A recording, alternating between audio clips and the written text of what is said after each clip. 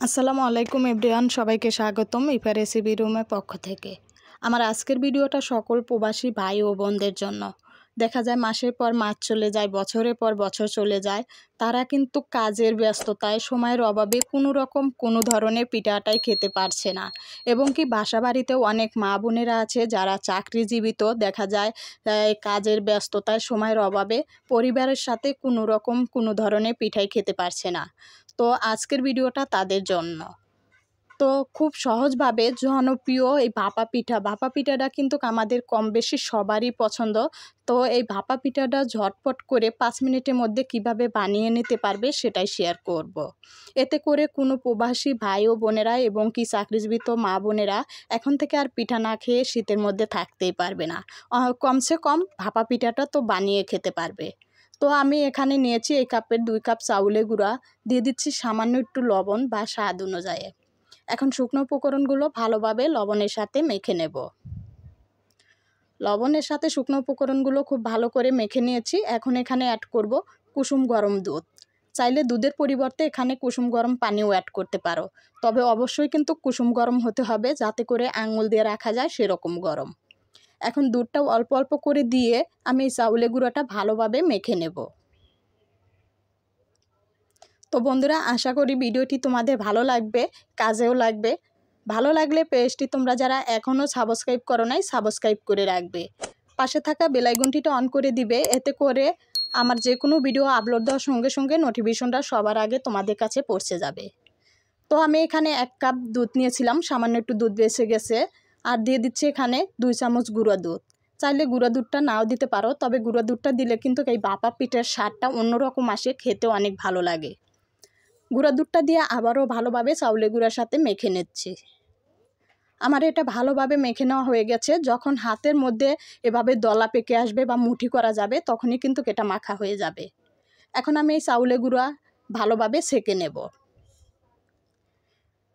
তো বন্ধুরা, ভিডিওটি ভালো লাগলে একটি লাইক দিয়ে আমাকে উৎসাহ দিবে। কমেন্ট করে অবশ্যই তোমাদের মতামতগুলো আমাকে জানাবে। তো দেখো, বারবার করে কিন্তু এই ভাপা পিঠা ভাজা একটা বিরক্ত, অনেক বড় ঝামেলা মনে হয়। তো আমি এই সহজ করে বানানোর জন্য এখানে একটা বড় বল নিয়েছি। এই বলের মধ্যে কিন্তু ভাপা পিঠাগুলো বানিয়ে নেব। প্রথমে দিয়ে দিচ্ছি চাউলের গুঁড়া, দিয়ে একটু সমান করে নিলাম। এখন দিয়ে দেব আমি গুড়। আমি এই গুড়টা কেটে কিন্তু একদম কুচি কুচি করে নিয়েছি, দেখো তোমাদের দেখাচ্ছি। এখন আমি এই গুড়গুলো এভাবে ছড়িয়ে দেব। একইভাবে এর উপরে দিয়ে দেব নারকেল কোরানো। নারকেল কোরানোটা আমি একটু মোটা মোটা করে কুড়িয়ে নিয়েছি, এতে করে কিন্তু যখন পিঠাটা খাবে দাঁতের নিচে নারকেলটা লাগলে অনেক ভালো লাগবে। নারকেলটা এভাবে একটু দিয়ে দিলাম উপরে। এখন আমি এর উপরে আবারও দিয়ে দেব চাউলের গুঁড়া। চাউলের গুঁড়াটা দিয়ে আবারও একটু ভালো করে সমান করে নেব। চাউলের গুঁড়াটা দিয়ে ভালো করে সমান করে নিয়েছি। আবারও দিয়ে দিচ্ছি গুড়, দিয়ে আবার দিয়ে দেব নারকেল কোরানো। এভাবেই কয়েকবার আমি দিয়ে দেব।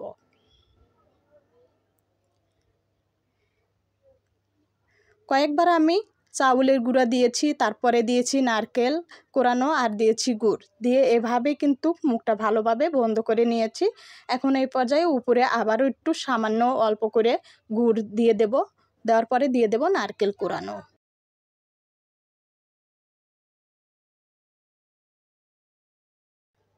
এখন আমি এই পিঠাটা ভাপ দিয়ে নেব।